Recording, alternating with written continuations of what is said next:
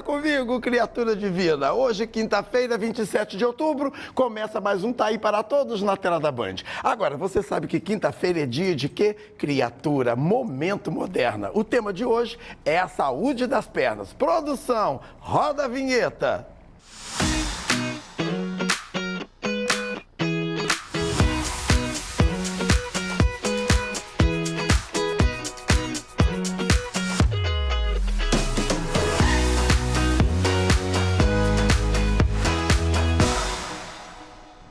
Boa tarde, está começando mais um quadro Momento Moderna. E o assunto de hoje é sobre a saúde das pernas. Você já teve aquela experiência de chegar em casa e sentir uma sensação de queimação, dor e sensação de peso nas pernas? Pois é, o sistema circulatório, também chamado sistema cardiovascular, é composto de sangue, do coração, das artérias, dos capilares sanguíneos e as veias. E sabe aqueles vasinhos que vemos nas nossas pernas? Eles nos geram, além do incômodo estético, mas também refletem a nossa saúde venosa, a nossa saúde capilar, né, Carla? E vamos falar sobre eles e também os tratamentos. A panturrilha, ela é fundamental para a nossa circulação do sangue e evitar mesmo que se acumule sangue nos membros inferiores. Quando as panturrilhas estão com a musculatura fortalecida, elas conseguem impulsionar o fluxo sanguíneo das pernas de volta ao coração. Sendo assim, é fundamental praticar atividade física regularmente. E para conversar com a gente hoje, estão aqui comigo dois convidados incríveis. A angiologista Carla Gonçalves e também o educador físico Iago Nicásio. Muito boa tarde. Sejam bem-vindos aqui ao Momento Moderna. E vamos começar falando sobre a circulação. O que causa as varizes, Carla? Livinha, na verdade, nós temos diversos fatores para o surgimento das varizes. Nós temos não só das varizes, como a doença venosa crônica. Nós temos o fator hereditário, aquilo que a gente herdou da nossa família, os nossos pais, nossos avós. E claro, não é só isso. Associado a esse fator hereditário, nós temos todo o nosso dia a dia, tudo aquilo que a gente vive. Por exemplo, trabalho longas horas de pé, a gente não usar uma meia elástica, ter hábitos de vida não saudáveis, não realizar atividades físicas, uma dieta não muito balanceada. Então, na verdade, é um somatório de fatores. Lembrando também dos anticoncepcionais, hormônios para reposição durante a menopausa, anabolizantes, todos esses fatores somados à herança genética que a gente tem, eles favorecem o surgimento das varizes. Tá certo. E, Iago, o paciente que tem varizes pode realizar atividade física? Se ele já tiver sido liberado pelo médico dele, ele pode e deve. Vai ser um ótimo tratamento, vai ajudar bastante, auxiliar nesse tratamento que ele já está fazendo com o médico dele. E a melhor parte disso é que com o exercício físico, independente dele qual for, você vai conseguir melhorar a força dos seus membros inferiores, ajudando mais ainda na circulação sanguínea na parte inferior. Então, é muito melhor para a gente se manter ativo. Tá certo. E quais são os estágios da doença venosa, Carla? Nós hoje classificamos a doença venosa com aquilo que a gente enxerga no paciente. Nas formas mais brandas, na forma mais clássica, são os vasinhos, aqueles vasinhos de fino calibre presentes nas pernas. Deixa eu esconder minhas pernas aqui. Não precisa. Então esse é o primeiro estágio, o estágio 1, quando a gente tem só vasinhos. Já o estágio 2 é a presença de varizes, aquelas veias mais grossas, de alto relevo, que incomodam um pouquinho mais. Então, esse é o estágio 2, a presença de varizes. No terceiro estágio, a gente já tem um edema das pernas. O quarto estágio é um pouquinho pior já, que já tem uma mudança na estrutura da pele da perna, principalmente no final das pernas.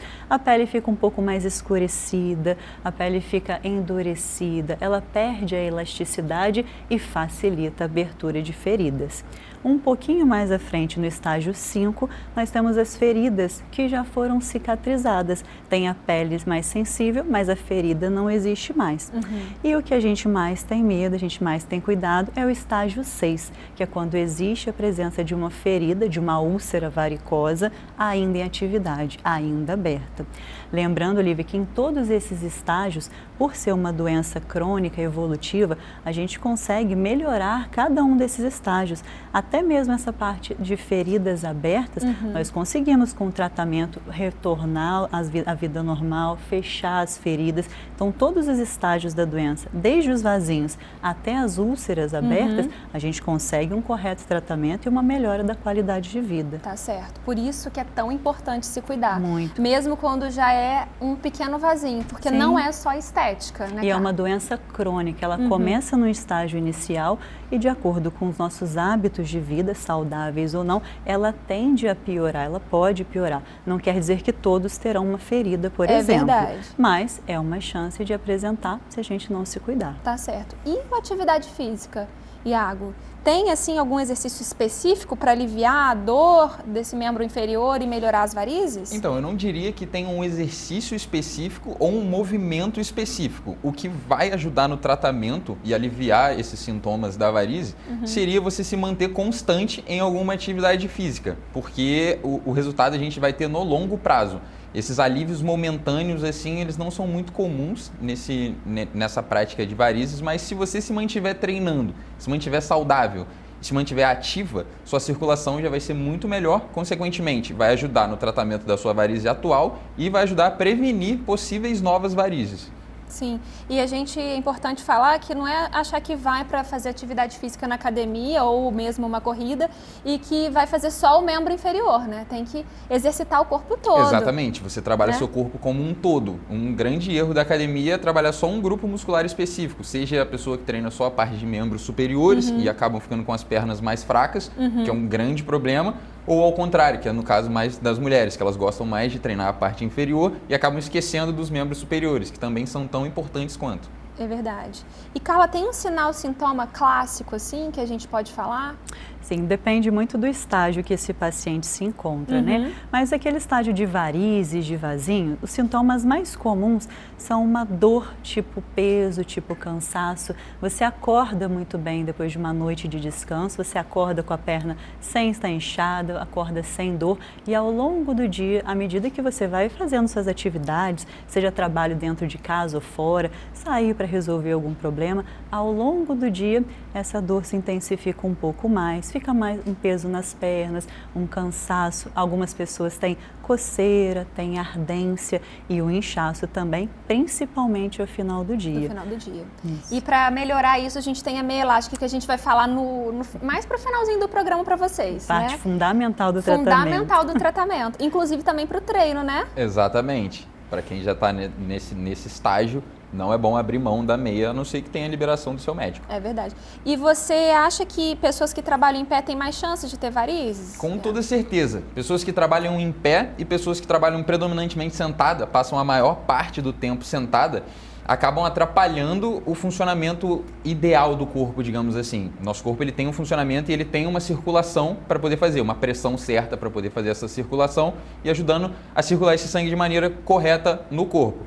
A partir do momento que você fica muito tempo em pé ou muito tempo sentado, você acaba dificultando esse processo. E a gente começa a reparar a maior parte de inchaço, pé inchado, tornozelo inchado, canela inchada. Então, sempre que a pessoa trabalha ou muito tempo em pé ou muito tempo sentado, eu peço para que ela varie essa posição de trabalho dela. Se ela trabalha sentada, por exemplo, a cada 2 horas que ela se movimente um pouquinho, vai beber água, vai no banheiro. Sim. Ou se ela trabalha muito tempo em pé, esse momento que ela iria no banheiro ou beber água, fazer isso sentada, para ela ajudar o corpo dela a ter um descanso durante esses tempos de trabalho, assim. É verdade. Eu gosto muito de aplicativos, não sei se vocês sabem disso, né? Então a gente tem aplicativos no relógio que lembra da gente de levantar, de beber água, né? E é interessante usar a tecnologia a nosso favor para lembrar coisas às vezes que são básicas. Com certeza. E que por a gente estar tão envolvido no trabalho, a gente acaba esquecendo, né? E só um Num adendo. plantão, por exemplo, né, Carla? Que a gente está lembrar. no meio da confusão. Só um lá. adendo para completar essa sua pergunta do em pé e sentado. Vai mais para a parte das mulheres. Além das mulheres, algumas já têm o trabalho, passam a maior parte do tempo em pé ou sentado, elas ainda usam salto alto. O que né? longos períodos no salto alto acaba prejudicando bastante também a circulação sanguínea. Principalmente porque ele coloca o nosso pé numa posição que não é nada anatômica, faz a sua panturrilha ficar numa contração ali o tempo todo e isso dificulta o retorno venoso. Então, sua perna vai ter uma maior dificuldade para impulsionar esse sangue para cima. Então, isso pode acabar aumentando o inchaço ali naquela região. Consequentemente, vai facilitar o aparecimento de novas varizes. É verdade. Não adianta reclamar depois, né, Carla? Quer ficar usando um sapato tratar, desse tamanho, não tem né? jeito. Depois vou lá para você resolver meu problema. Vamos sim. Gente, o papo tá muito bom, mas a gente vai para o intervalo rapidinho e daqui a pouco a gente vai falar mais também sobre trombose. Fica com a gente que a gente já volta.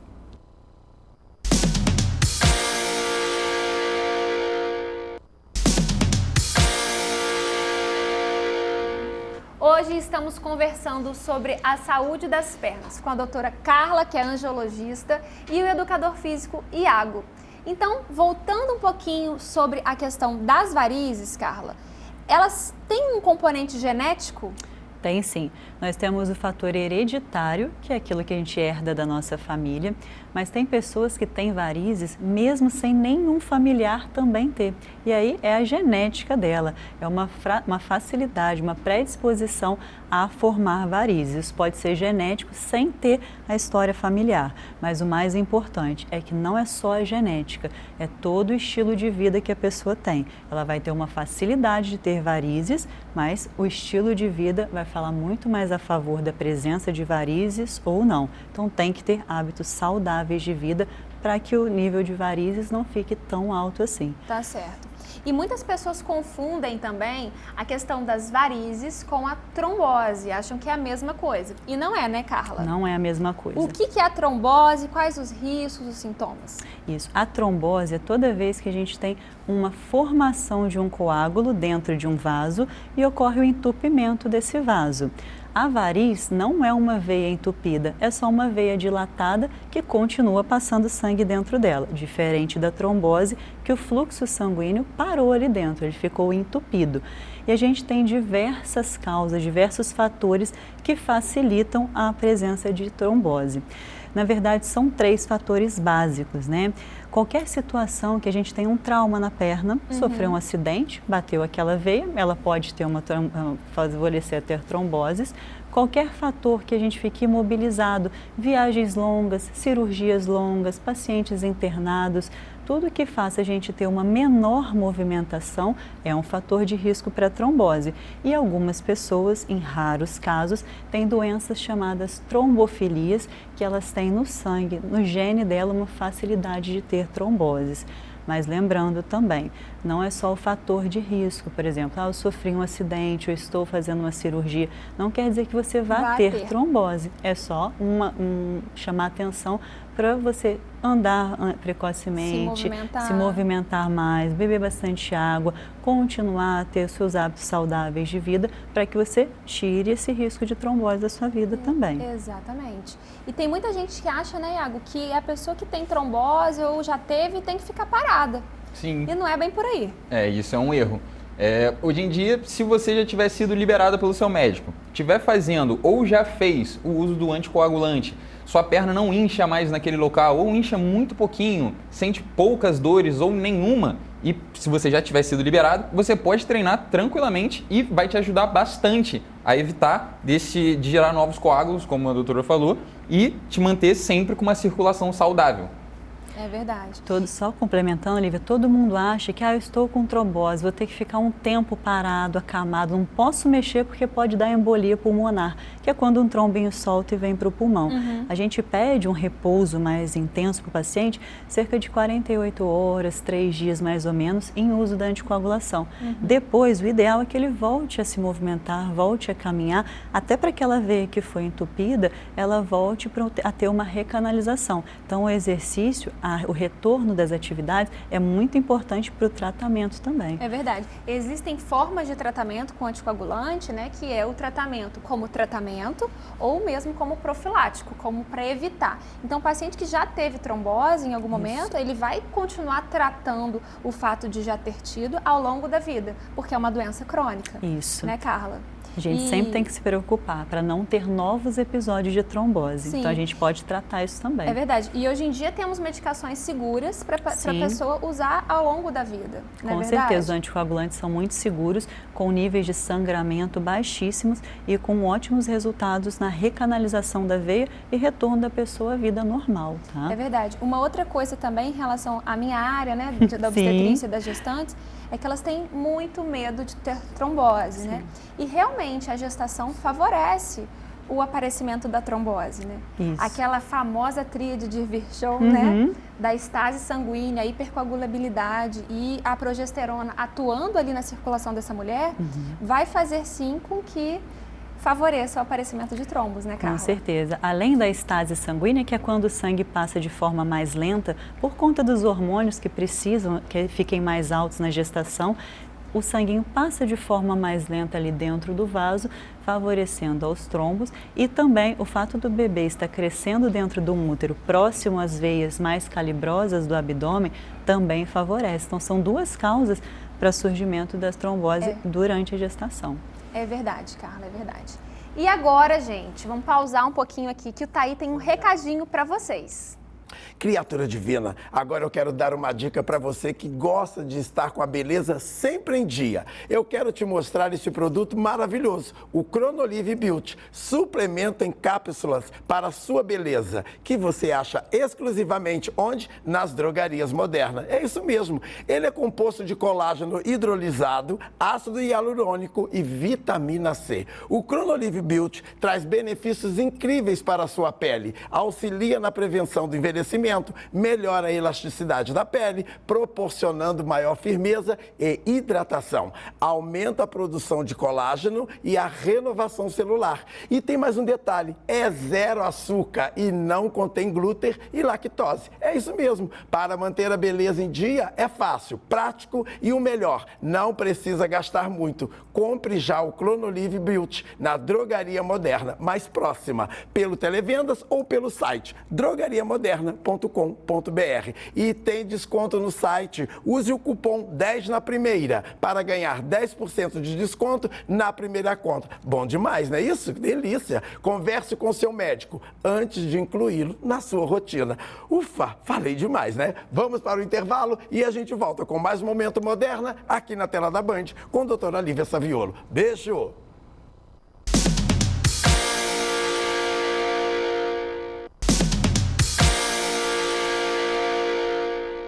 Voltamos. É importante entender que para cada caso de varizes, há um tratamento específico e individual de acordo com a escolha do seu médico em conjunto com a sua. E a gente está aqui, vamos mostrar algumas meias, que é super importante, mas também vamos falar um pouquinho sobre o tratamento de varizes também. Vamos sim.